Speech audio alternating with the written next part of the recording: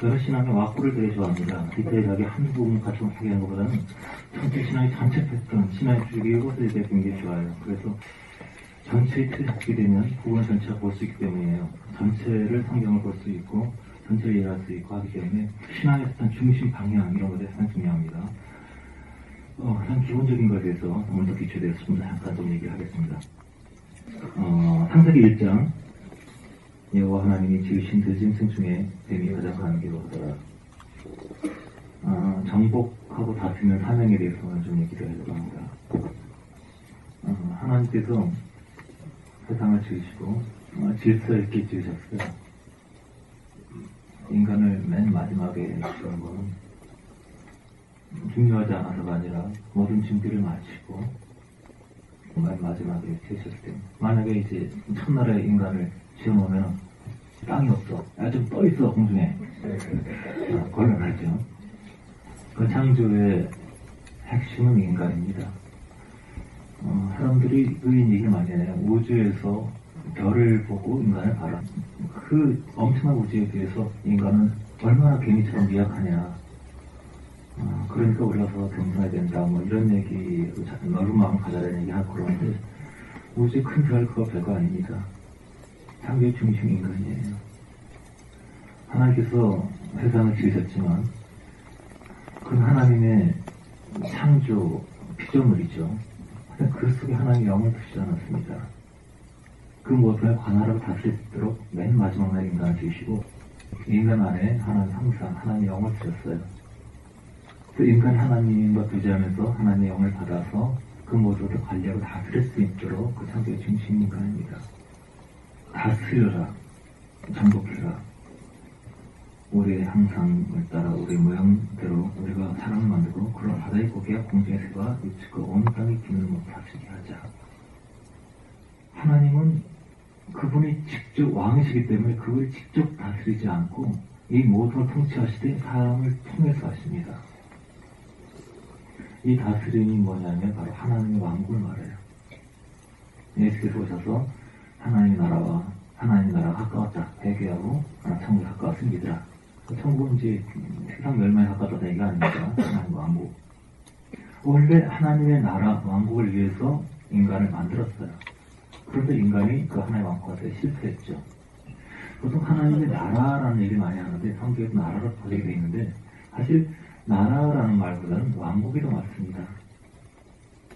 이 나라라는 표현에는요, 그 정치 체제에 따라서 뭐 민주주의도 있고, 뭐 독재 정치도 있고, 군주주의도 있고, 뭐 군주제도 있고 여러 가지가 많이 있죠. 그런데 왕국이라는 것은 그러니까 대통령이나 총리가 이렇게 대표가 될 수가 있어요. 인간이 북한도 인민민주주의 진해가 공화국이에요. 민주주의의 진해가 하여튼 인민이 가진 나라라고 있다가 이쪽으로 그 얘기를 하고 있어요. 인민민주주의 공화국이라고. 하나님 나라라는 것은 그 나라가 아닙니다. 하나님 왕국이에요. 하나님이 왕이 되시고 왕이 통치하신 겁니다. 그래서 하나님 왕이시기 때문에 거기는 뭐 하나님 생활 벌써 1등을 하셨잖아요. 이제 좀 바꿔볼까요? 뭐 투표 뭐 이런 거 없어요. 하나님 왕이시기 때문에. 그래서 그 신앙의 세계에서는 다시게 이런 것이 있는 거 없습니다. 그 여호수아 갈렙이 가나안 땅에서 청했을 때 다시걸려 있으면 10대2로 압도적으로 그쪽의 의견을 따르게 됐죠. 그러니까 하나님 뜻에 합당하느냐 아니냐 이것에 달려있는 것이지 다수가 하는 길은 넓은 길은 오히려 진리가 아닙니다. 하여튼 하나님의 나라, 하나님의 영을 받고 하나님 교제하면서 하나님의 마음으로 하나님 영광을 위해서 세상을 다스리고 통치하는 것, 관리하는 것, 이것이 아담에게 주어진 미션이었어요. 그런데 아담이 이것을 열지 못했죠. 우리가 구원을 굉장히 중요시합니다. 하지만 구원은 거기서 끝나는 것이 아니고 원래 목적, 하나님의 나라, 통치, 다스림을 위해서 인간을 만드셨는데 다스리기는커녕 뱀에게 져서 포로가 됐어요. 구원이라는 것은 뭐냐면은 이 뱀의 노예에서 벗어나는 거예요. 뱀의 노예에서 벗어났다면, 회복이 되었다면 다시 원래 미션으로 돌아가야 되는 겁니다. 미션. 그래서 우리가 구원받고 우리 영혼이 하나님과 관계 회복된 후에는 다시 태초에 있었던 정복하고 다스리고 청지기로서 하나님을 위하여 이 세상을 정복하고 이 땅을 다스리고 내게 맡겨진 영역 속에서 지도력을 발휘하는 것, 이것이 하나님의 창조의 목적이고 의도라고 할 수 있습니다. 이 두 가지 측면이 나오는데 창세기 1장에는 다스림 정보가 관한 이야기가 나와요. 하지만 2장의 그 다음에 보면 이 다스림 정복을 위해서 이 사역, 이 미션을 수행하기 위한 조건이 나옵니다. 이 조건이 뭐냐면은 선악과에 관한 가르침입니다. 최초 율법이죠. 10계명도 있고 많은 율법이 있지만 가장 첫 번째 율법은 선악과를 먹지 말아라 하는 거예요. 먹는 나는 정령 죽으리라. 그러니까 하나님의 사명, 미션을 감당하기 전에 조건이 뭐냐면 이 부분은 하나님에 대한 그 굴복을 말하는 겁니다. 하나님이 하라는 것은 하고 하지 말라는 하지 말아라. 어떤 그 법칙이 있어요. 가장 기본적인 법칙. 이것을 먹으면 안 된다. 이건 하나님에 속한 것이다. 이건 하나님의 영역이다. 이것은 굴복과 주권을 말하는 겁니다. 이것은 한마디로 말하자면 로드식을 말하는 거예요. 어떤 사역과 행위, 행함, 이것 전에 너 자신이 하나님께 굴복되느냐, 하나님 너의 머리냐, 이 문제가 먼저 해결되어야 된다는 겁니다. 그런데 여기서 실패했죠. 제가 로드식, 나의 욕망, 우리가 믿고 따랐던 것은 사실 하나님과 뱀이었다, 우리 속고 있다, 이 세상 모든 시스템이 속이고 있다. 많은 신자들이 믿으면서도 사실 자기 욕망을 줬고 사실 하늘의 군대에게 절하고 황금수장을 추구하면서 자기가 믿는 신이 하나님인지 알고 있다. 하지만 착각이다. 그런 얘기를 굉장히 많이 합니다. 왜냐하면 자기가 맺는 열매를 보게 되면 자기가 믿는 신이 어떤 신인지 알고, 우리가 믿는 신이 바르다면 우리 속에서 음란과 악성과 혈기와 정욕과 시기와 질투와 게으름과 자기 변명과 거짓과 이런 것이 계속 올라오지 않습니다. 이것은 우리가 잘못된 신과 관계를 맺고 있다는 거예요. 그래서 이 착각을 벗어나야 된다. 이 첫 번째 영역을 제가 강조합니다. 선악과를 먹으면 안 된다라는 하나님과의 그 로드십, 주권의 측면과 사역적인 측면, 정복하고 다스리고 미션을 수행하라. 오늘 사람들이 이 두 번째에 몰두를 하고 있습니다. 이 첫 번째 미션, 하나님과의 관계, 이 부분은 소홀이에요. 다시 말하면 주도권이 이루어지지 않았어요. 그러니까 미션을 이루기 위한 조건으로서 하나님과의 관계성, 이 로드시 안 되기 때문에 이게 안 된 사람들은 뭘 해도 망하는 겁니다. 뭘 해도 소용없는 거예요. 세상에서 이런 거 알아줘도 이 첫 번째가 안 되면 이 조건이 실패했기 때문에 이 두 번째 사역을 할 수가 없는 겁니다. 오늘 많은 사람들이 이 첫 번째 미션 성과가 나왔다는 사실을 잘 모릅니다. 예수님 영접합니다. 그럼 끝난 줄 알아요. 예수님 영접합니다. 말만 영접은 뭐냐? 자기 혼자 자기 멋대로 예전과 똑같이 합니다. 내가 주님 영접하면 그분은 나의 주인이라는 건데, 여기서는 내가 주인으로서 내가 사랑을 받아야 되고 내가 관심을 얻어야 되고 나 때문에 기분 나쁘고 나 때문에 화가 나고 나 때문에 걱정하고 열심히 저주받은 삶에서 벗어나질 않아요.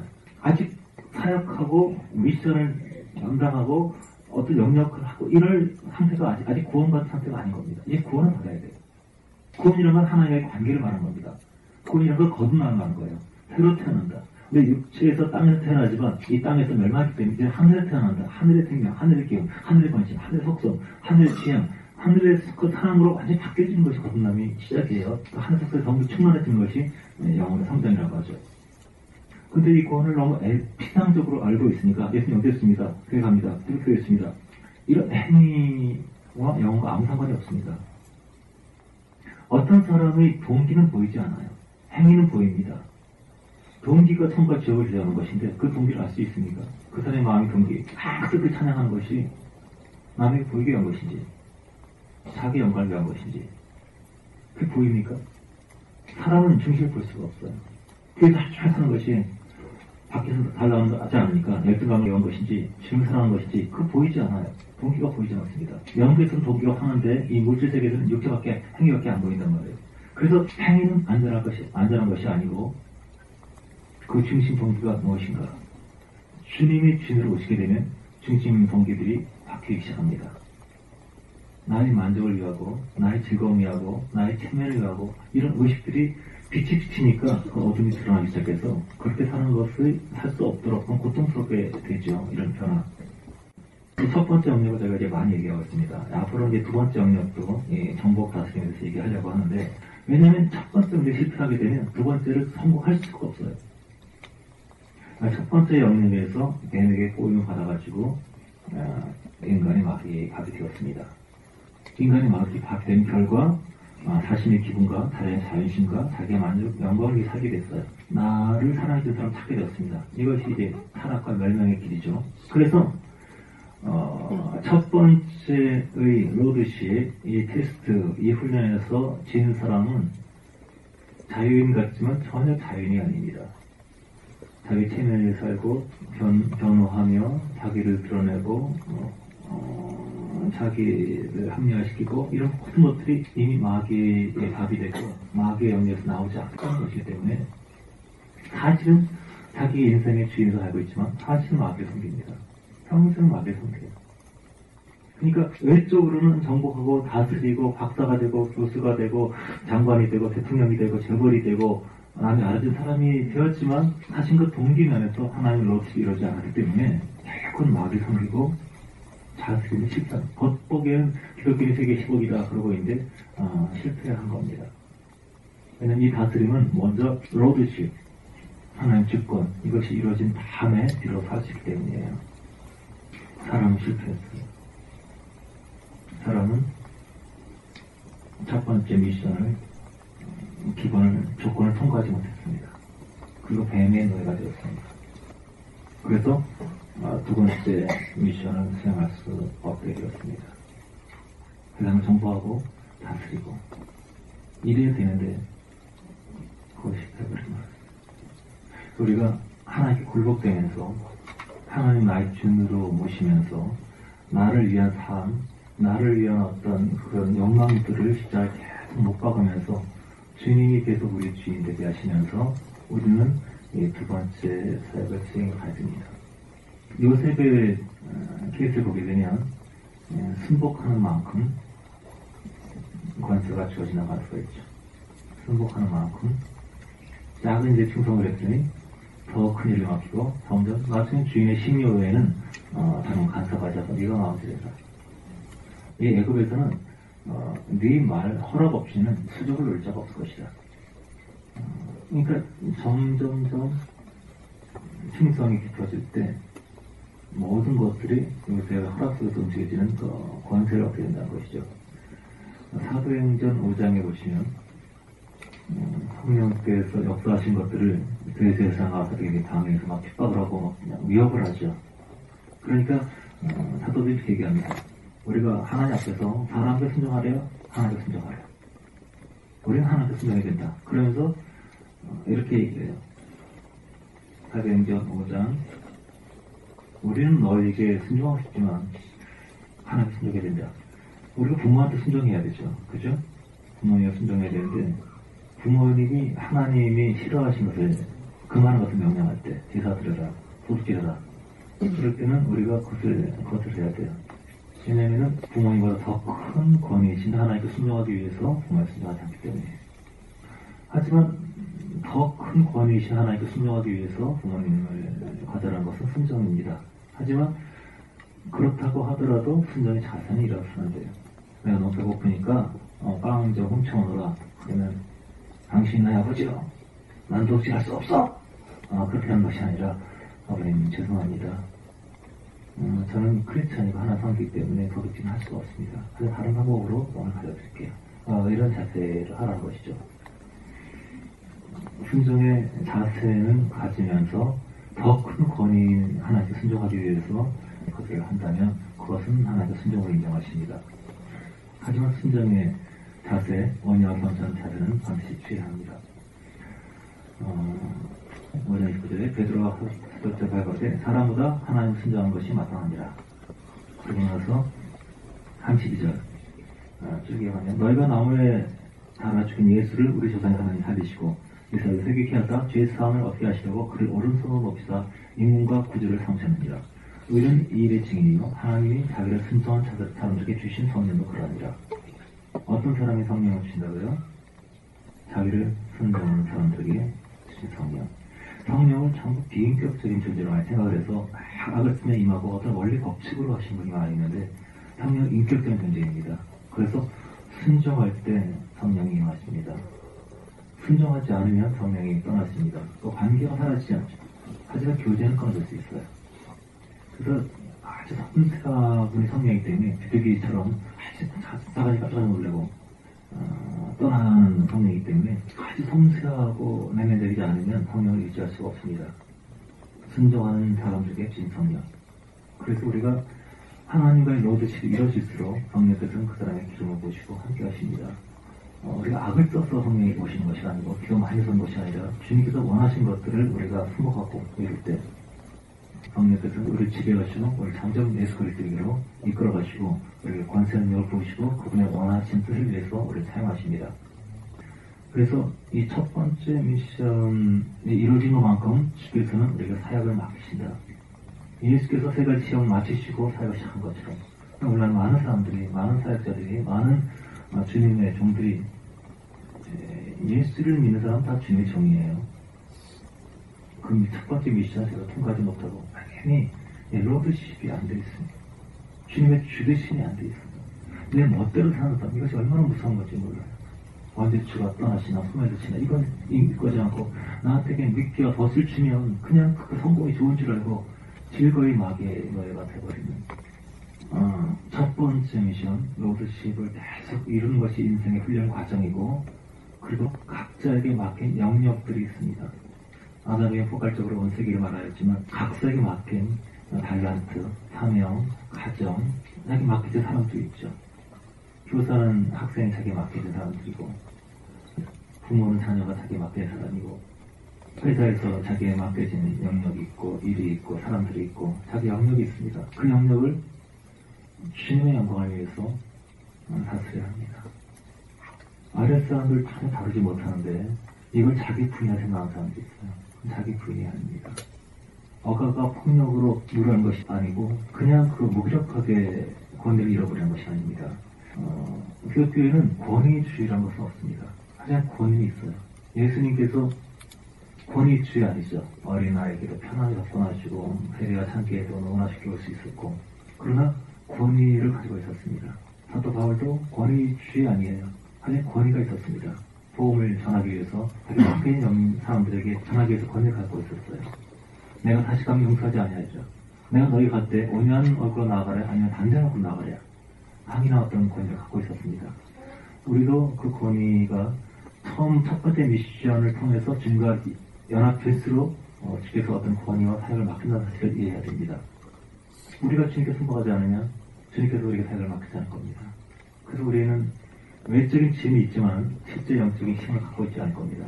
주님께서 주신 권위에는 영적인 힘이 있기 때문에 그 영적 권위, 다스림, 정보, 그 권세 그것은 어디에서 기인한 것일까요? 성경 묵상하다가 최근에 이런 결론을 얻었습니다. 여호와 하나님의 흙으로 각종 들짐승과 공중의 각종 새를 지으시고 아담이 어떻게 이름짓나 보시려고 그것들을 그에게로 이끌어 이르시니 아담이 각 생물을 일컫는 바가 곧 그 이름이라. 아담이 모든 육축과 공중의 새와 들의 모든 짐승의 이름을 주니라. 자, 아담이 모든 육축에게 모든 공중의 새와 모든 들의 짐승의 이름을 주었다. 이름을 줄 수 있는 능력, 저는 이것이 다스림과 정복의 무기라고 생각합니다. 그런 결론을 얻게 됐어요. 말하는 것, 이름을 짓는 것, 의미를 부여하는 것, 성격 규정하는 것, 어떤 사건들에게 어떤 상황에 대해서 그것을 이름을 부여하고 의미를 부여하는 것, 말하는 것, 언어를 통해서 다스리고 정복할 수 있다는 권세를 줬다는 것을 확인하게 되었습니다. 이 모델이 창세기 1장 26절에 모든 걸 다스려 정복해라. 이 언어로서 다스려 정복하는 그 모델이 바로 예수 그리스도입니다. 예수님께서 병을 고치거나 문제 해결하기 전에 후배이 막 따라오니까 다윗아선이여 나를 고치고 막 그러니까 물어봐요. 마태복음 9장에 내가 능히 일을 할 줄로 믿느냐? 그러니까 주로 그러하외다. 너희 믿은 대로 되라 하고 예수께서 이것을 입술로 시인할 것을 자꾸 물어보십니다. 내가 이거 할 줄 믿느냐? 주여 믿습니다. 어떤 사람이 이런 고백을 해요. 할 수 있거든요. 무슨 말이냐? 주여 무엇을 하실 수 있거든 외치십시오. 그러니까 주님께서 이 언어를 바꿔야 된다. 할 수 있는 것이 무슨 말이냐. 그래서 예수님께서 말로써 사람을 다스리고 환경을 정복하고 어둠을 처리하고 갈릴리 반의 광풍 속에서 새들이 막 두려운 소리가 죽겠나이다 그렇게 말하고 있는데 예수께서는 너희가 어찌 믿음이 없냐 그러면서 바람아 하도야 잔잔하라 그걸 꾸짖을 때 그 말이 이루어졌어요. 그러니까 예수님께서 말씀을 하실 때 그 말씀이 이루어집니다.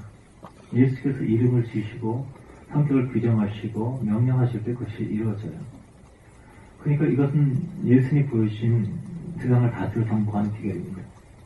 예수께서 처음으로 말씀을 전하시는데 사람들이 마태복음 7장에 예수께서 산산성 강화지시고 말씀을 전하실 때 사람들이 놀랐는데 그 이유는 뭐냐면 예수께서 말씀하신 것이 권세 있는 자와 같고 저희 바리새인과 서기관과 같지 아니합니다. 그걸로 충격 내용보다도 그 말씀하신 것이 권세인 것 같다. 마태복음 7장 18절 예수께서 이 말씀 마치시니 우리들이 그 가르치신 놀리니 이는 그 가르친 것이 권세인 자와 같고 저희 서기관들과 같지 아니하니라. 언어를 통해서 이름을 짓고 상황을 규정하고 선언하고 선포했을 때 그것이 그대로 이루어졌습니다. 그것이 그 이름이 되었습니다. 그것이 그대로 실제화되었습니다. 이 아담이 해야 하지만 하지 못했던 타락했던 것을 주님께서 다시 회복시켜 주셨어요. 그래서 말씀을 전할 때 서기관가 틀렸다는 것은 서기관의 얘기는 성경을 잘 얘기하고 잘 알지만 하나 이론에 그쳤다는 것이죠. 그냥 지식이 그치고 하나의 개념이 지났죠. 그 말씀을 전해서 예수께서는 하나님이 바로 이곳에 계신 것처럼 하나님의 영광과 십자가 계신 것처럼 그 말씀을 설명하게 하나 실제로 보이셨는데 서기관들은 그냥 단순히 이론을 전하고 자기에게도 아니게도 아무런 영향을 주지 못했습니다. 그래서 말씀이 살아있고 역사하는구나 하면서 우리들이 놀랬죠. 예수께서 말씀하실 때 온 천지가 정해졌습니다. 이 모델을 보여주셨어요.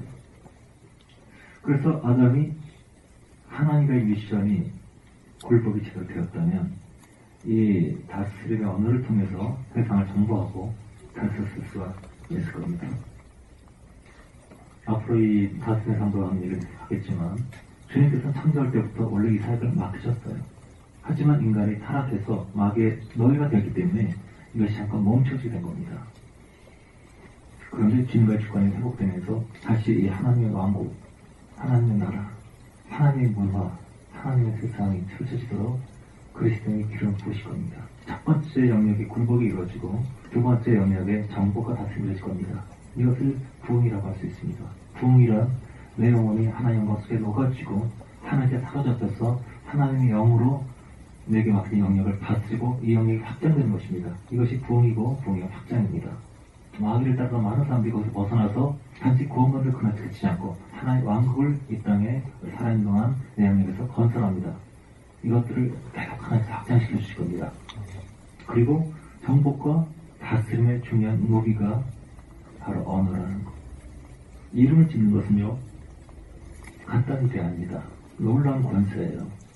요즘에는 뭐 아파트 이름 다양하게 짓지만 대림이라는 회사에서 아파트를 짓는 거긴 대림 아파트가 되죠. 삼성이라는 회사에서 아파트를 짓는 삼성 아파트가 되죠. 그 네임이라는 것은 함부로 아마 갖다 쓸 수 있는 것이 아니에요. 하나님께서 이 자연을 하나님의 이름과 능력을 이 아담에게 의탁하셨다는 겁니다. 다쓸 수 있는 권세와 능력을 주셨어요. 엄청난 권능을 주신 겁니다. 이 이름을 짓는다는 것은요, 어떤 그 성격을 규정하고 평가하고 결정짓는 의미도 있습니다. 자, 어떤 사람이 어떤 어려움을 겪었어요. 그때 뭐 굉장히 아프다고 합시다. 아니면 남에게 배신당했으면 돈을 많이 잃어버렸다고 합시다. 그럴 때 이 사건은 내가 저지른 사건이다. 두고 봐라. 내가 너를 그렇게 믿었더니 나를 배신하고 나에게 이렇게 긍정의 피를 끼칠 수가 있어. 이를 갈다가 죽을 수도 있습니다. 그럼 그렇게 이름을 지었기 때문이에요. 이 사건의 이름을 이 사건을 그렇게 평가했고 또 분별했기 때문이에요. 그러면 이 사건에 대해서 그렇게 이름을 짓지 않고 이것은 내가 갖고 있는 돈, 탐욕, 마귀에 받은 이런 것들을 다 토해내는 과정으로서 내가 허락된 것이다. 나의 탐욕과 잘못된 것 때문에 돈과 이것을 잃었다. 사람을 하나가 더 믿었기 때문에 배신하겠다. 그러므로 나는 당한 것이 마땅하다. 이렇게 이름을 찍고 평가한다면 이 사람은 승부에서 벗어납니다. 오늘 그 내적 치유라는 개념이 굉장히 유행하고 있는데 제가 전에 이런 얘기 한 적이 있었죠. 어떤 아빠가 굉장히 그 엄한 아버지인데 아들이 중학교 다닐 때 헌금을 가지고 도망가서 예배 안 되고 와가지고 밤에 와서 막 100대를 맞았잖아요.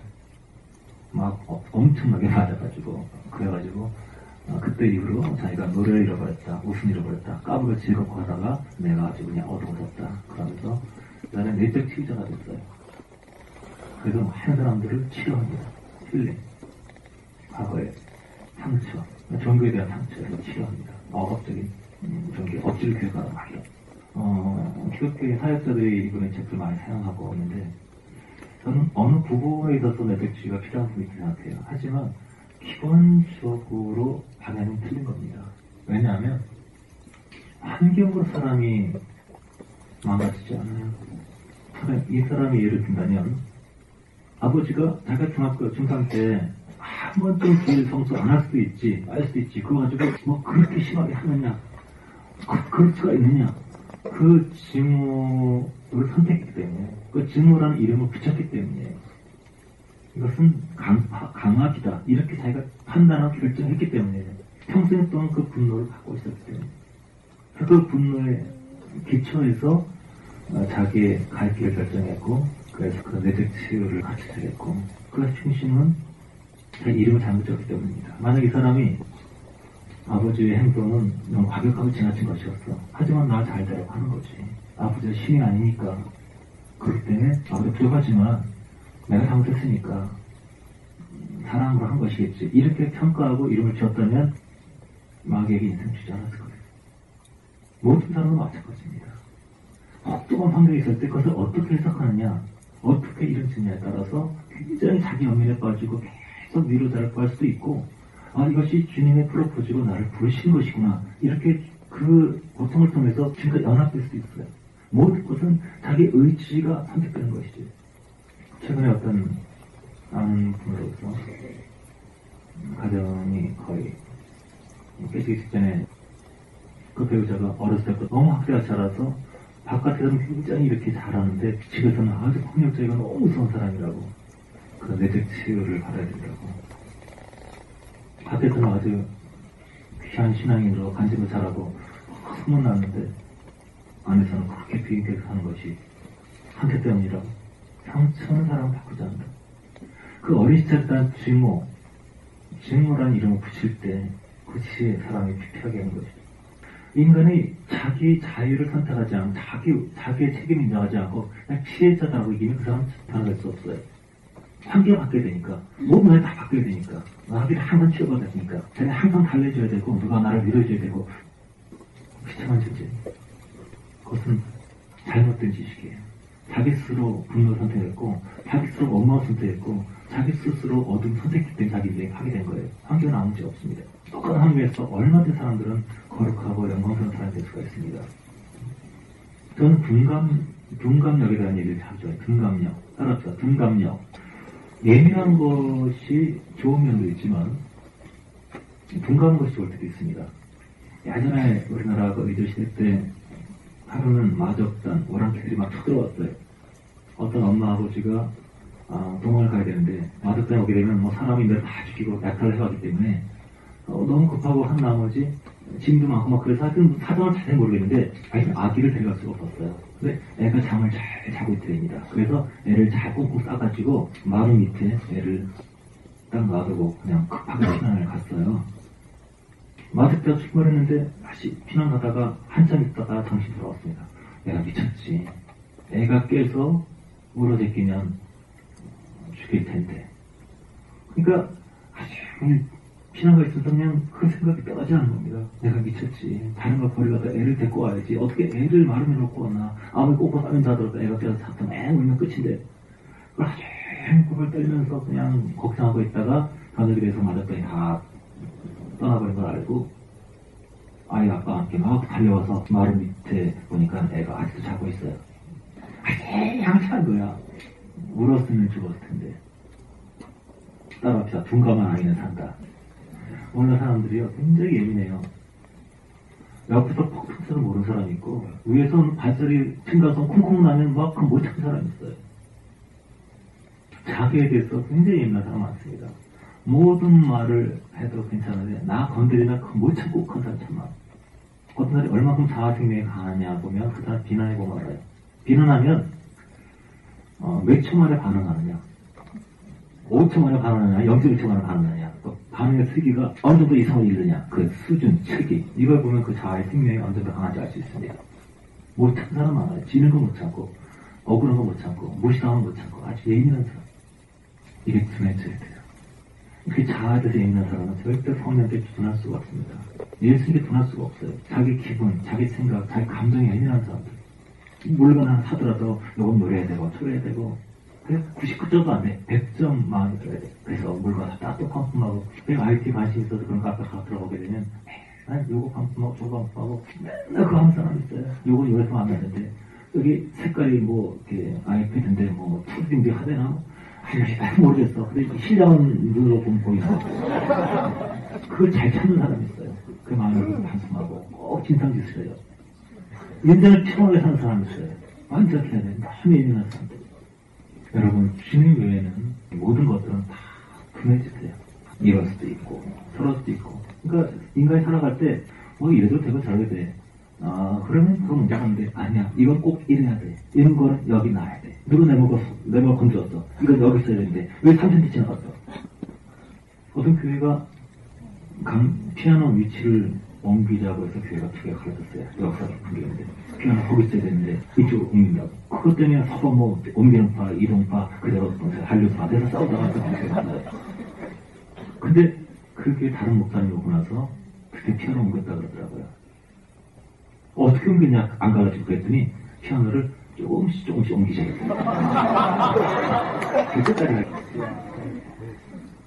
예민한 사람들, 자기 마음에 안 맞으면 견디지 못하는 사람들, 사소한 불이익이나 사소한 불편을 참지 못하는 사람들, 이 예민함을 죽이기 위해서 많은 사건들을 만나게 되고 많은 사람을 만나게 됩니다. 그까지가 아무것도 아니라 그럴 수도 있고 이럴 수도 있다 해도 되고 안 해도 된다. 이 자기에 대해서는 어그러지게 되면 인생은 한참하게 살 수 있습니다. 아무것도 아닌데 나 망했다고 그런 사람이 있어요. 주님을 잃어버리게 됩니다. 그렇게 예민하면서 주님께 예민할 수 없기 때문이에요. 주님을 알아가고 진정한 가치가 무엇인지 알게 되면 돈을 벌으나 잃으나 아프나 건강하나 그렇게 신경 쓰지 않습니다. 누가 날 칭찬하면 욕하나 그렇게. 옛날에는 누가 날 칭찬하면 좋아했고 욕하면 걱정하고 속상하게 하고 또 성장을 하니까 누가 날 욕하면 기쁘고 누가 칭찬하면 걱정되고 막 그랬는데 좀 더 살아가니까 그걸 그렇게 신경 써요. 어차피 욕할 사람 욕하고 칭찬할 사람 욕하고 그게 중요한 게 아니라 어차피 바람은 항상 부는 거 파도는 항상 치는 거. 주님 외에는 주님의 거룩하시고 임재하신 외에는 건강도 왔다 가고 물질도 왔다 가고 사람도 왔다 가고 사랑도 왔다 가고 우정도 왔다 가고 가정도 왔다 가는 것이고 그렇게 신경 수 없다. 분간해지게 되면 우리 영혼의 자유를 건들 수가 있습니다. 자, 언어를 통해서 규정한다. 내 삶을 새롭게 규정할 수 있어요. 내 삶이 실패는 인정 아닙니다. 후회할 인정 아닙니다. 의미 부여를 잘하고 성격을 규정을 잘한다면 우리는 우리 삶을 다스릴 수 있어요. 우리가 맡겨진 영역이 있습니다. 내 몸을 다스려야 돼요. 몸이 아플 때 이런 얘기 많이 합니다. 옛날에는 주 예수 그리스도시여 날 아프다 이거 많이 했는데 너무 그렇게 귀찮으니까 그냥 무릎이 아프면 무릎 충만, 예수 충만, 무릎 충만, 이래 충만. 그러면 무릎이 점점 뜨거워지면 회복되는 걸 느껴요. 가슴이 아프면 가슴 충만, 예수 충만, 그냥 가슴이 회복되는 걸 느껴요. 우리는 몸을 다스릴 수 있어요. 그리고 우리 감정을 다스려야 돼요. 나이 많은 사람 중에서도 혈기라든가 이 감정을 컨트롤 못하는 사람 많습니다. 욱하고 막 터뜨리고 남이 스스타일하고 굉장히 시간 많이 걸리고 그것은 아직 우리가 맡겨진 영역을 컨트롤하지 못하기 때문에 호흡하면서 자기 감정을 할 수 있어야 합니다. 생각도 다스려야 돼요. 이 머리가 쓰레기통처럼 거기 들어가려고 해도 하나 통제 못한 사람이 있어요. 개인에게 심하게 맞이된 사람들이죠. 하지만 너희가 정보하고 다스려야 할 때 우리의 직업을 다스리고, 우리의 감정을 다스리고, 우리의 몸을 다스리고, 우리의 생각을 다스리고, 우리의 영역을 하나씩 요셉이 점점 다스리는 영역이 확정되어서 하나님의 영광을 위해서 이것이 확정되는 이것이 부흥의 과정입니다. 첫 번째 영역이 통과 안 되면 다스린다고 해봐서 자꾸 나를 위해 다스리기 때문에 사실은 다스린 것이 아니라 마귀의 지배에 받는 것이죠. 다스림, 정부 미션을 하나님께서 주셨습니다. 그리고 그 미션의 무기로서 언어를 주셨습니다. 규정 지을 수 있는, 선호할 수 있는 권세와 능력을 주셨습니다. 이 능력을 마귀에게 빼앗겨 버렸어요.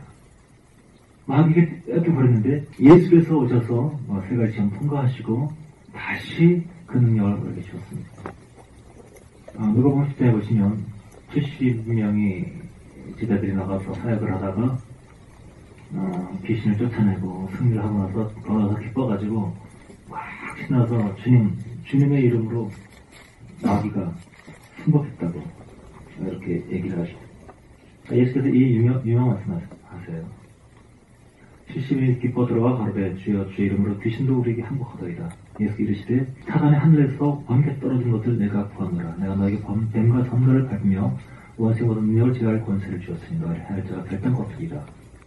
권세를 회복해 주십니다. 이 제자뿐만 아니라 이 말씀을 받는 모든 아담에게서 주었다가 빼앗기는 권세를 다시 회복해 주시는 과정이에요.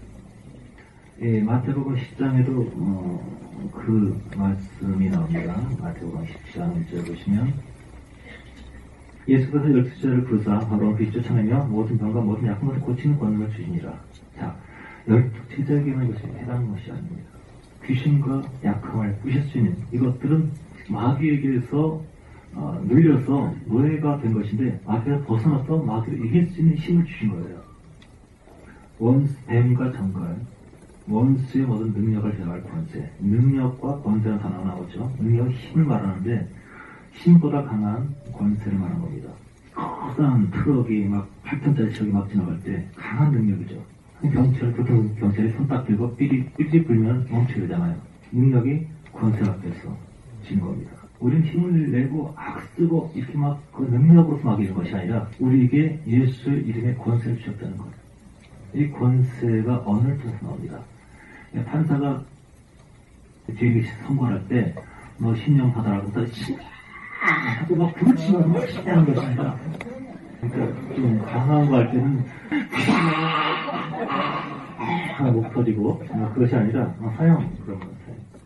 판사가 그를 감옥에 집어넣어서 챙기는 것이 아니라 그에게 지금 권세가 있기 때문에 우리 예수님께서 우리에게 부르신 권세가 바로 그런 것입니다.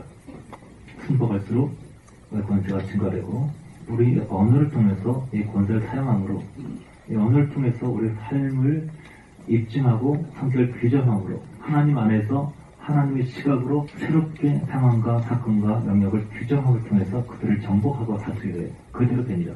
말하는 모든 것이 이르니 그대로 되니라. 우리는 우리에게 다시 권세 회복되는 것을 믿고 이 권세를 사용해서 아이들 잡을 때 신나게 잡지 말고 권위 있게 말해야 됩니다. 권위 있게 반복. 한 가지 이건 더 할게요.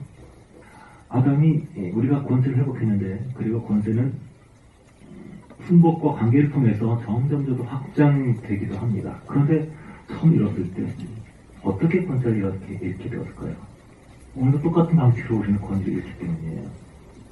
여호와 하나님은 흙으로 학동지름을 공중의 학동세계를 지으시고 아담이 어떻게 이름 지나 것이려고 그에게 이끌어갔다. 하나님이 지으셨어요. 이름은 안 주었습니다. 이름은 너희가 지은 거예요. 많은 영들입니다. 돼지 중에 하나가 뱀이죠. 많은 영들, 많은 사건들 우리에게 와요. 아직 이름은 없습니다. 이 사건들이 형제들아 내가 당한 일이 빌립보 1장 1절 말하죠. 오히려 복음에 이익이 되었다. 이렇게 바울이 이렇게 이름을 짓고 성과를 한 거예요. 하나님께서 우리가 어떤 상황을 주시는데 그것은 축복도 저주도 아닙니다. 우리가 어떻게 이름을 붙이냐에 따라서 그것은 이익이 될 수도 있고 재앙이 될 수도 있어요. 그래서 나는 실패했다, 나는 억울하다, 나는 분하다, 누가 날 위로줘야 된다. 그런 사람은 그렇게 스스로를 나중에 던진 사람이고 이것을 통해서 나는 하나님께 나아가겠다. 자기가 그렇게 자기 권리를 사용한 사람이죠. 자, 하여튼 하나님이 지으시고 결론은 이름은 아담이 짓는데 20절 보니까 모든 육축과 공중의 새, 들의 모든 짐승의 이름 지니라. 3장 1절 보면은 하나님이 지으신 들짐승 중에 뱀이 가장 강조하고 들짐승이라고 했죠. 들짐승. 2장 20절 보게 되면 세 종류가 나와요. 모든 육축. 사람이 다스리는 가축, 동물이고 공중의 새, 하늘에 있는 새, 들의 모든 짐승. 들짐승이니까 이제 사람과 관계하지 않는 바깥에 혼자 크는 애들이죠. 세 가지의 동물이 있어요. 모든 육축, 공중의 새, 들의 모든 짐승. 그러니까 아담이 모든 존재하는 생명체에게 다 생명을 줬어. 이름을 줬어요. 그러면 뱀에게 이름을 준 건 누굴까요? 역시 뱀도 아담의 이름을 지었을 겁니다. 왜냐하면 여기 모든이라고 했으니까요. 모든 육축, 공중의 새, 들의 모든 짐승. 들의 모든 짐승에게 이름을 주었다. 그러니까 이 하나님 지은 들짐승 중에 뱀이 가장 강렬하다고 했으니까 뱀도 그 안에 들어갔을 겁니다. 그런데 아담이 뱀의 이름을 짓는 것은 실패했습니다. 그러니까 하와가 뱀에게 유혹되기 전에 아담은 뱀을 제대로 파악하지 못했어요. 뱀의 모습으로 이 세상에 들어와서 세상을 정복하러 들어온 존재에 대해서 아담이 알지 못했습니다. 아담이 속임을 당한 것이죠. 그러니까 하와가 속임을 당하기 전에 사실은 아담이 벌써 속임을 당했을 겁니다. 만약 뱀이 굉장히 위험한 존재였다면 아담이 하와를 보호하지 않았을까 싶습니다. 그런데 이제 모든 들짐승, 모든 존재를 자기가 이름을 짓고 자기가 관리하고 자기가 쾌어할 수 있다고 생각했기 때문에 어디 가서 이 동산에 누구랑 만나서 얘기해도 상관없다라고 생각한 것이죠. 경계하지 않았습니다. 그의 바깥의 모습만 보았지 진정한 성분 이름을 파악하지 못한 것이죠. 뱀은 어떤 모습으로 오느냐? 왜 뱀에게 아담도 여자도 넘어가느냐? 뱀은 사자처럼 무서운 존재가 아닙니다. 무거운 발톱을 갖고 있지 않습니다. 간교하더라. 간교. 거짓, 꾸민. 타나기 전에 뱀에게 아주 아름다운 존재였어요. 조그맣고 작고 귀여운 애완형 같은 존재였습니다. 위험이 느껴지지 않은 앙증맞고 사랑스러운. 저는 뱀이 그런 모습으로 온다는 것을 얘기를 하고 싶습니다. 시대가 공허하니까 영화쓰기가 물질 문명이 되니까 사람들이 점점 비참해지니까 이제 동물을 많이 키우죠. 인간관계를 점점 들어가게 되고 동물을 많이 키우죠. 자꾸 조금만 귀여운 애완 동물을 키웁니다. 스터마 이런 거 키우기도 하고 되게 귀엽고 예뻐요. 하지만 그들이 굉장히 잔인하다는 걸 잘 모릅니다. 햄스터 같은 자기 영역을 파괴하고 서로 죽이고 놔두면 맨날 싸우고 사랑스러운 강아지 고양이지만 자기 주인을 독차지하게 해서 서로 미워하고 가장 귀엽고 가장 사랑스럽고 가장 연약한 존재를 통해서 배려합니다. 보통 가정에서 가장 사랑받는 막내가 나중에 뱀 짓을 많이 합니다. 학교 부모가 눈물로 키웠던 아이들 그리고 부모를 이용하고 부모가 별로 사랑하지도 않고 손덕기로 같이 키운 그런 아이들이 나중에 부모를 잘 다스리는 경우가 많습니다. 이게 유혹의 원리입니다. 여러분이 가장 귀하게 여기고 사랑스럽고 앙증맞고 작고 귀엽다 생각하는 거기 가운데 뱀의 독이 있는 것이 영적인 원리입니다. 가장 아름답고 사랑스러웠던 삼솔의 그녀 빌라 바세가 아름답고 멋지게 나타나요. 사랑이라고 정의하고 내 가슴이 막 흔들어져요. 하나님 제발 이 사람 주십시오. 이 사람만 저에게 주시면 제가 뭐든 하겠습니다. 이런 모습으로 나타나요.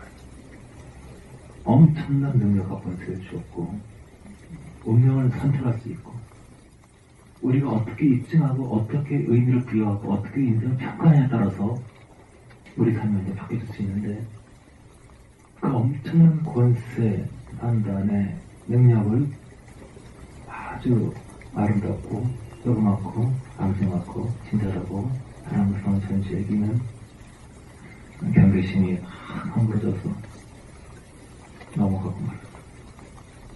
뱀은 무서운 존재가 아닙니다. 아름답고 안승맞고 매력적이고 달콤하고 귀여운 존재입니다. 그들은 우리 마음속에서 살금살금 들어와서 우리 안에 하나님의 임재를 소멸시킵니다. 조금씩 우리 뇌의 세포를 잡아먹고 정신을 혼미하게 만듭니다. 심장을 빼앗아갑니다. 점점 우리는 그의 숙주가 되고 그 아름답고 앙증맞은 모습은 점점 항상 곳은 원래의 모습으로 바뀌어집니다. 이것이 뱀의 모습이에요.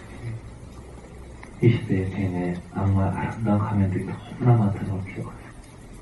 그리고 우리가 예전에 엄청난 능력과 권세를 주었고 운명을 바꿔서 지원할 수 있는 요한스를 속아서 귀여운 그 존재에 헌납한 것처럼 오늘도 그렇게 많은 크리스찬들이 그렇게 걸려도 잃어버리게 되는 것을 기억하세요. 하나님 우리에게 전부가 쓰는 권세를 주었고 미션을 주셨습니다. 그것을 이루기 전에 먼저 그 조건이 하나님의 로드십이 이루어져야 됩니다. 로드십, 하나님의 축복 속에서 그의 정직이 그의 종으로서 내 기호로서 이름을 지는 것이 아니라 내 기분에 따라 외모에 따라 이름 지는 것이 아니라 하나님의 영광과 감동을 따라서 상황을 평가하고 사람을 평가하고 이름을 짓고 믿음을 고백하고 신하고 이것이 우리 정복을 회복시킵니다. 사람들이 어떤 사람은 바른 기도를 합니다. 하나님 바른 정목을 가져야 생기도록 합니다. 아무리 기도하고 나서 어두운 말을 통해서 그 모든 기도를 잃어버리게 합니다. 나쁜 고백을 통해서 잃어버리게 해요. 주님 안에서 주님을 위해서 말해야 돼요. 참과 지옥도 말하는 것이 결정하는 겁니다. 사람의 상처를 주는 것은 언어예요. 어두운 시각, 어두운 관점들이 사람의 영혼을 파괴합니다. 우리가 사람에게 갇히고 싶지 않은 것은 어리석은 말을 하기 때문이에요. 어리석은 말을 하고 바보 같은 말을 하고 듣기 싫은 말을 하고 쓸데없는 말을 하고 그 사람 옆에 가기 싫어집니다. 우리의 언어가 회복된다면, 우리 언어가 정확한 것을 말한다면, 주님 안에서 주님을 찬양하고 서로를 축복하고 자신을 낮추고 다시 분수 안에서 주어진 모든 것들을 감사하고 찬양하고 한때 영광 드리며 우리에게 주어진 것들 하나하나 바른 의미를 부여하고 기뻐하고 찬양한다면, 감옥에 갔을 때 원망하고 불평했던 바알과 신라가 다음쯤 일어나 주님을 찬양하고 이불 벌릴 때 성령이 임하십니다. 그래서 영들이 떠나가고 영의 교차가 이루어지고 천사들이 오고 뜻이 일어났죠. 우리는 언어를 통해서 우리 인생을 선택할 수 있습니다. 슬피우며 일가며 바깥 어둠에 쫓겨난 사람들은 자기의 언어들을 그 의미의 규정들을 속아서 잘못 사용하듯 하면 됩니다. 우리는 주님 바라보면서 주님과의 주도권 속에 굴복하면서 우리 인생을 바꿀 수 있습니다. 그리고 그 미션을 다시 회복할 수 있습니다. 인생은 아름답다고, 주님을 찬양한다고, 서로 사랑한다고, 그리스도고, 주께서 나에게 역사하시고 나를 붙드실 거라고 고백하고 신하면서 우리에게 주신 미션들을 이뤄갈 수 있습니다. 승리합시다. 굴복하고 분별합시다. 그러니까 내가 매혹된 아름답고 앙증하고 귀엽고 좋은 그런 것 속에 있는 뱀의 독성은 분별합시다. 우리 인생을 새롭게 규정합시다. 우리는 복된 인생입니다. 모세가 말하죠. 이스라엘아, 너는 행복자다. 너와 같이 하나님의 사랑을 입은 백성이 누가 있느냐? 우리는 행복자입니다. 우리는 공의를 입은 자입니다. 우리는 띠도 있고 하루 사는 것이 없지만 그런 무한한 사랑과 너무나도 용서를 받은 사람입니다. 우리 용서하시고 축복하신 그분이 이제 우리에게 함께 하셔서 나의 인재와 기름이 떠나서 할 것이다. 너의 입술이 하게 될 것이다. 내가 말한 것이 이루어지게 할 것이다. 너의 인생의 규정한 대로 새롭게 인생이 펼쳐질 것이다. 주께서 말씀하십니다. 인생 새롭게 합시다. 고백과 신과 믿음으로 이루어집니다. 기도하겠습니다. 저녁에 굴복할 때 우리는 다시 천국이 시작됩니다. 그리고 천국을 확장시킬 수 있는 미션을 갖게 됩니다. 언어를 통해서, 고백을 통해서 우리에게 주어진 것들을 의미를 부여합니다. 그 언어의 선포의 권세를 빼앗긴 뱀과의 대화를 보면 뱀이 계속 유혹하면서 너 자신을 위해 살아라 이렇게 얘기해요. 너 자신을 위해 살아라. 하나님 너를 질투하신다. 너를 위해서. 너를 걱정해주는 것처럼. 마귀는 항상 이렇게 합니다. 시어머니 너무하지 않냐? 야, 자녀가 그럴 수가 있니? 부모가 너무하지 않냐? 항상 마귀는 속이고 참수합니다. 너를 위해서 너 가만히 있으면 바보 책당해. 너 참지 마. 너 문대 줘야 돼. 너 혼내야 돼. 가만히 있으면 바보 책당한 거 아니야? 마귀는 계속 없이 얘기를 합니다. 하나님은 너를 미워해. 하나님 네가 잘 되면 좋아하잖아. 그 사람은 너 가만 놔두면 너 다시 바보로 할 거야. 너 가만히 참아서 안 돼. 마귀는 끝없이 얘기합니다. 그런데 그 얘기에 먹히는 이유는 뭐냐면 이것이 나를 위한 거라고 마귀가 소리기 때문에 자기를 위한 삶, 나를 위해 살고 싶기 때문에 자기 연민에 빠지고 자기 슬픔에 빠지고 자기를 너무 사랑하니까 마귀를 이길 수가 없어요. 국제시장에서 본 내용 중에서 아주 인상적인 대사가 있었어요. 이 주인공이 가족을 위해서 희생하면서 파도 광부에 있었는데 다시 월남으로 가려고 그러니까 아내가 막 소리치면서 가지 말라고. 왜 당신이 그렇게 희생을 안 하냐고. 왜 당신이라는 삶 속에 당신이 없냐고. 당신 삶 속에 왜 당신이 빠져있냐고. 이 당신을 살려고. 막 울어요. 그런데 감동적이고 사람들이 많이 느낄 수 있는 그 내용이지만 이 세상 보고 모르는 사람들의 보편적인 가치가 아니라는 생각이 들었어요. 나를 위한 것.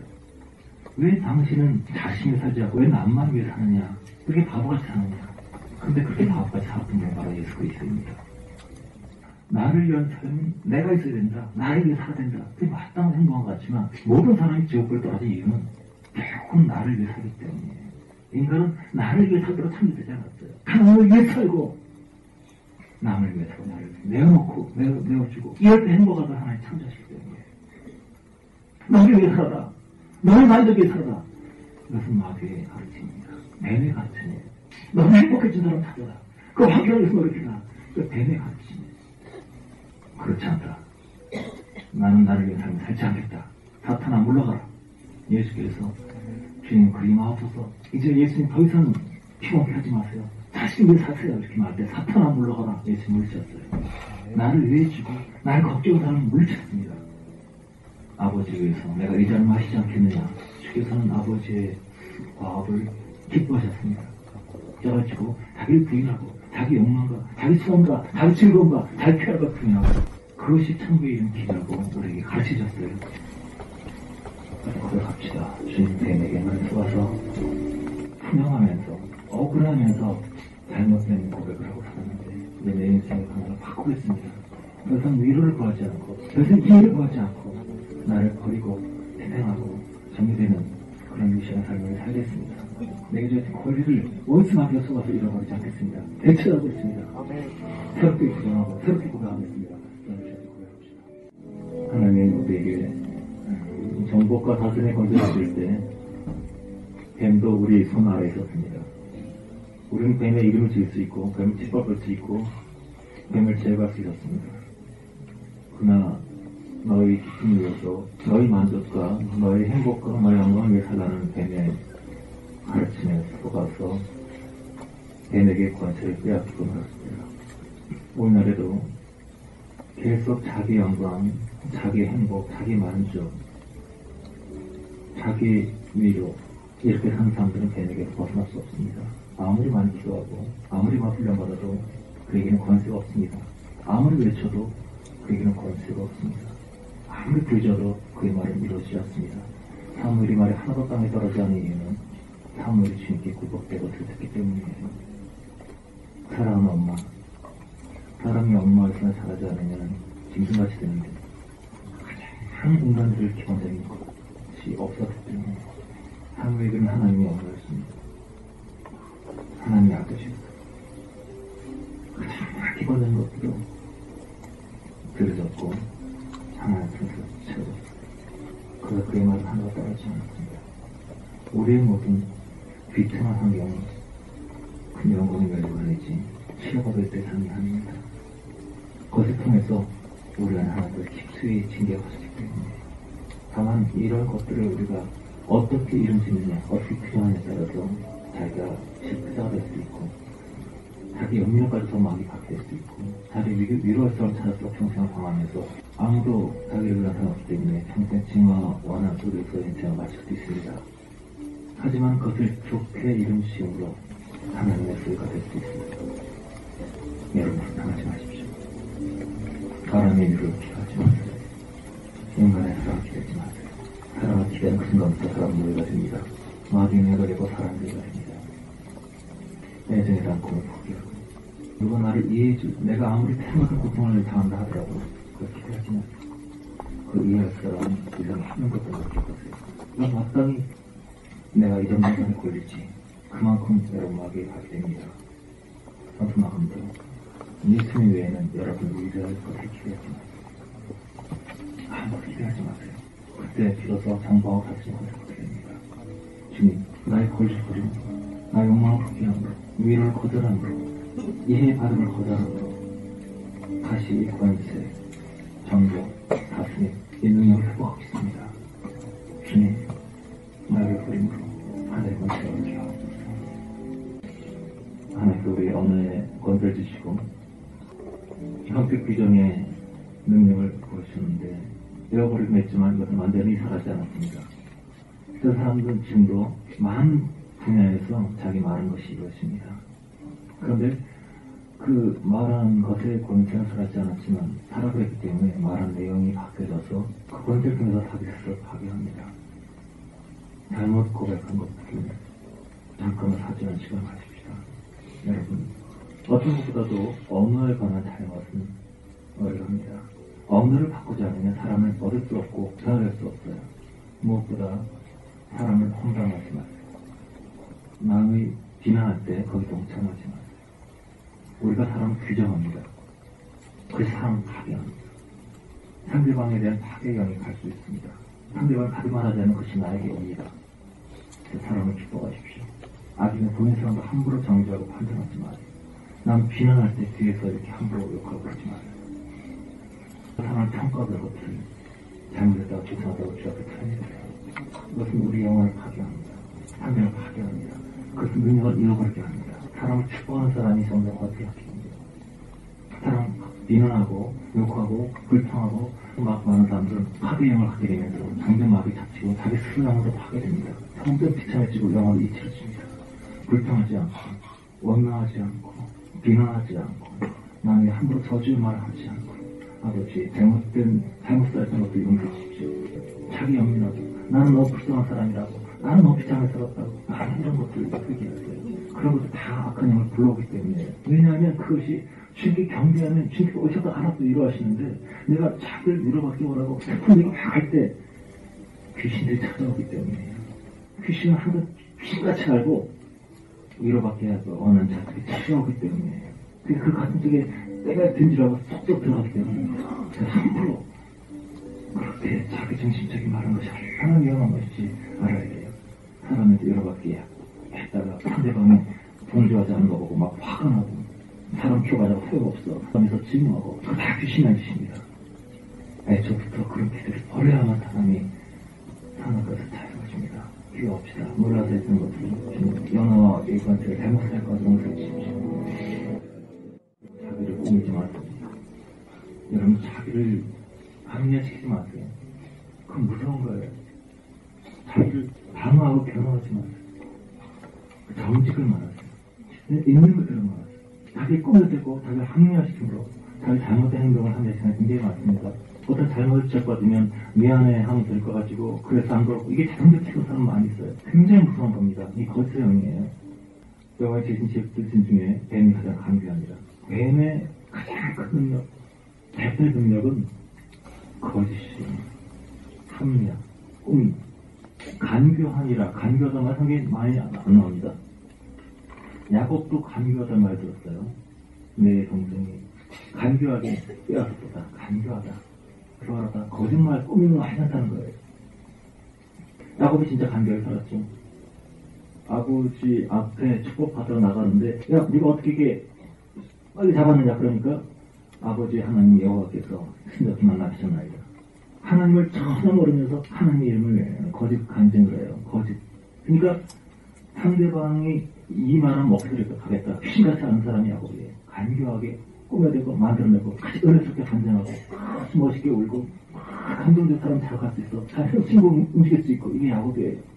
마음에도 없는 얘기를 천스럽게 연기하는. 연기자가 왜 이렇게 위험한지 아세요? 연기자들은 굉장히 많이 연기 들어갑니다. 연기 못하는 사람들은 괜찮은데 연기 잘하는 사람은 온갖 많은 연기 들어가야 연기가 가능해요. 꼭 그 사람같이 신을로서 연기하죠. 영을 받을 때 연기가 되는 거예요. 그래서 악역이 굉장히 무서운 겁니다. 실제 그 영이 들어오니까요. 디카프리오 그런 고백을 해요. 내 안에 많은 신들이 살고 있다. 겉보기에 아름답고 매력적이고 멋있고 훈남 훈녀 다 온갖 귀신이 충만한 사람들이에요. 그 영을 받아야만 그렇게 아름다고 멋있게 볼 수가 있습니다. 뱀의 양물의 취향 안에 그렇게 순결하고 아름답고 매력적으로 볼 수가 있어요. 꿈에 대해서 말하는 거. 비참한 거예요. 내가 상대 잘못했어요. 여보 미안해. 그러면 성령이 역사합니다. 근데 쪽팔리니까 차마 그 말을 못하고 그냥 기웃기다며 다른 걸 화내려고 그러고 뭐 이런 습관들 잘못한 거. 할 말이 없습니다. 자꾸 말해서 덤망하고 갖다 붙여 이게 습관된 사람들 무서운 조직 가운데 있는 겁니다. 이거 대대가 푸셔야 돼요. 혼나는 게 싫어서 비난받는 게 싫어서 불이익당하는 게 싫어서 자기를 막 꾸몄던 그 영들 그게 얼마나 무서운 영인지 알아야 돼요. 거기서 말하면 가슴 앞에 살수 없는 정상에 양에 속한 사람입니다. 쉽게 꾸미고 억울 하나 안 받는 사람 많아요. 이미 뱀의 피가 독이 많이 터졌기 때문에 이게 얼마나 무서운 건지 몰라요. 뱀의 독이라는 것은 고통이 없습니다. 마비되기 때문에요. 간교함이라는 것은 마비예요. 거짓이에요. 이세벨 같은 마비돼서 그렇게 잘 없습니다. 간교한 사람, 간교의 독을 받으면 쉽게 꾸미고 문서가 깜빡하지 않아요. 잔인하기 때문에 뱀처럼 마비되기 때문에요. 그래서 범죄자들이 꼭 나쁜 하기 전에 술 먹고 마약을 하는 겁니다. 왜냐면 그거 뱀의 독이 있거든요. 마취에 뇌를 마비시게 눈이 흐리멍텅해져요. 눈에 아주 마약 한 산에 흐리멍텅해지죠. 감각이 죽어서 온갖 장난을 할 수 있어요. 그 시작이 바로 거짓입니다. 여러분 거짓을 들어갔어요. 거짓에서 어떤 이득을 봤을 때 그만큼 뱀에게 잡히게 됩니다. 거짓이 여러분 금방 들통나게 했어요. 여러분 거짓말은 뭔 사람이 알게 하세요. 유능하게 능숙해서 마음을 합리화시킬 수 있는 사람들 굉장히 위험한 사람들입니다. 그런 사람 구원받기 굉장히 힘듭니다. 야곱이 그 간격 때문에 그 머리 팍 들어간 것 때문에 이렇게 하면 나에게 불리하겠지, 이렇게 하면 사람이 심하겠지, 이렇게 하면 인기를 얻겠지, 이것도 너무 바꿔 돌아와서 가는 것마다 터지고 되는 게 없어요. 간격이 깨진 것이 그렇게 무서운 겁니다. 주님 규정하는 은사, 이름 짓는 은사를 통해서 이것이 잘못된 이름을 짓지 않고 거짓을 행하지 않도록 하루아침에 말할 수는 없지만 이것을 거부하십시오. 나를 변호하지 마세요. 나를 합리화시키지 마세요. 내가 오죽하면 그랬겠냐고 이런 말 하지 마세요. 마음이 가장 좋아하는 말입니다. 쉽게 이것은 그렇다 아니다 이것이 좋은 겁니다. 단순하게 좋은 거예요. 나옵시다. 바른 빛으로 빛전으로 살게 하옵소서. 꾸미지 않게 하옵소서. 세상을 전부하기 전에 오늘 우리 자신을 가르칩시다. 이제 선언하세요. 내 몸아 내 영혼아 평안할지어다. 찬양하라 내 영혼아 내 속인 모든 것들아 주님을 찬양하고 주님을 높여라. 나의 감정아 너의 멋대로 움직이지 마라. 너 멋대로 헐기거리고 욱하지 말아라. 너는 평안할지어다. 너는 내 말을 들을지어다. 너는 평안할지어다. 생각은 잠잠하라. 생각은 멋대로 움직이지 마라. 너는 나의 종이다. 넌 내 안에서 통일될지어다. 생각도 평안하고 가슴도 평안하고 내 영혼과 내 몸이 평안할지어다. 충만할지어다. 하나님의 성령으로 충만할지어다. 충전될지어다. 예수의 이름으로 평강할지어다. 내 몸아 내 영혼아 주를 바라보고 주를 찬양하라. 주를 기대하라. 충만하라. 예수의 영광으로 주의 영으로 채워주라. 주의 말씀으로 충만되라. 내 영혼아 내 영혼아 내 영혼아 내 몸아 강건하고 충만할지어다. 너는 권세 안에 있을지어다. I so set by your grace. 아버지, 창조하시면서 우리가 허락하셨던 미션, 이 아름다운 세상 창조하시고 그의 이름을 부여하고 알려다 드리며 주님의 이름과 주님의 영광을 높이고 드리며 모든 것이 더 아름다운 세상, 이 천국의 영광을 만들기를 주님께서 허락하셨는데 우리는 실패했습니다. 하지만 이제 다시 이것을 회복시키기를 원합니다. 주께서 회복을 시작하셨고 늦었기 때문에 예수님의 발치지에 따라서 다시 잃어버린 권세를 찾고 주의 로드십 굴복이 이루어지며 막혀진 영역 속에서 천국의 영광을 확장할 것입니다. 하나님의 영광이, 하나님의 통치하심이, 하나님의 다스리심이 우리 삶 속에 임하는 것을 볼 것입니다. 아직 마귀가 속아서 통치당하는 온 세상의 모든 것들을 부셔버릴 것이고 하나님의 영광을 확장시킬 것입니다. 우리를 사용하여 주시옵소서. 많은 세월 동안 진리를 알지 못해서 영광을 섬기고 나를 섬기고 내 기쁨과 자아를 섬기는 가운데 원수로 인해 탈취당하고 피폐한 삶을 살았습니다. 아버지, 이제 눈을 밝혀주시고 이제 더 이상 자기 의미가 자기 변호와 자기 변명과 자기 합리를 위해서 살지 않고 하나님의 영광을 전지해 주시옵소서. 하나님의 왕국을 이 땅에 건설하는 미션을 지구 창조한 후에 우주를 창조하고 주셨습니다. 그 미션을 이루기 위한 조건은 하나님의 로드로 공복해야 된다는 것이었어요. 그거 한 후에 하나님의 영을 받아서 우리가 이 복음의 어떤 전체 흐름을 알게 되면 성경에 이럴 수가 있는데, 예를 들어서 내 말이 너희 안에 거하고 너희가 내 안에 가면 뭐든지 이루라. 그러면 내 말이 너희 안에 거하면 기본적인 조건이 이게 진짜 애매하거든요. 그죠?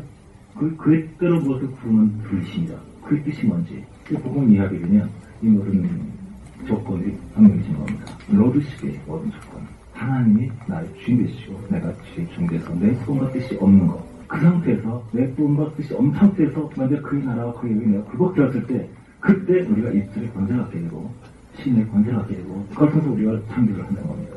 그래서 이 미션의 조건은 굴복이고 미션의 무기는 언어입니다. 언어를 통해서 규정하고 신한 것이. 그래서 너희가 왜 믿음이 없느냐?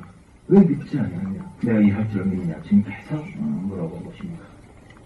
내 정력과 내 마음을 따라 성경을 멋대로 이용하는 것은 믿음이 아니에요. 굴복된 사람들이 제 말씀 속에서 주의 마음과 주의 생각을 가지고 믿음으로 인격적으로 고백하고 신할 때, 하나님의 관계성 속에서 고백할 때 이것이 이루어지는 겁니다. 사무엘의 말이 하나도 안 떨어진 것처럼 예수의 말이 하나도 안 떨어진 것을 입술 규정한 것마다 이루어진 것을 주님 보여주신 모델이에요. 그래서 우리가 우리 삶 속에서 절대로 입술로 불신앙의 범죄를 하지 말고 자기를 드러내지 말고 하나님의 말씀이 이루어질 것을 우리가 신하고 고백해야 됩니다. 말씀 통해서 하나님은 나의 신이시다. 나는 주님을 사랑합니다. 하나님 나를 떠나지 않는다. 하나님 나와 함께 하신다. 나는 주님을 따라갈 것이다. 나는 나보다 주께 될 것이고 주께서 내게 역사하신다. 주님은 나의 목자시다. 나에게 부족함이 없다. 나와 내가 되는 영을 섬길 것이다. 나의 자들은 주님께 속할 것이다. 우리 믿음의 시인과 고백을 다 확정하셔서 1분 동안 하십시다. 이 땅을 지으시고 이 땅에 천국을 이루기를 원하시는 아버지의 미션, 그것이 이루어지기를 원합니다. 우리가 그때까지는 많은 순간 내 멋대로 내 마음대로 자기 정력과 만족을 위해서 나 중심으로 살아왔지만 주 앞에 굴복되고 주의 재앙을 되고 주의 불을 받음으로 언어의 고백을 통해서 시인을 통해서 믿음의 실현을 통해서 하나님의 살아계심을 전파하고 나누고 우리 각 주위에 있는 모든 세상을 바꿀 수 있는 저희들 되기를 원합니다. 우리의 육체는 잠잠할지어다. 우리의 감정도 굴복될지어다. 할렐루야, 할렐루야.